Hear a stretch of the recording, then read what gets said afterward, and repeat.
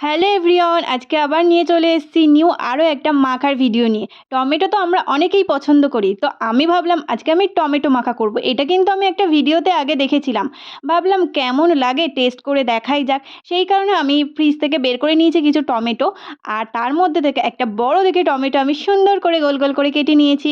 কেটে নেওয়ার পর এটার মধ্যে একে একে আমি সব কিছু অ্যাড করব। আমার কিন্তু আজকাল মাখার ভিডিওগুলো করতে বেশ ভালো লাগছে, আর এগুলো খেতেও এত ভালো হচ্ছে তোমাদেরকে কি বলবো।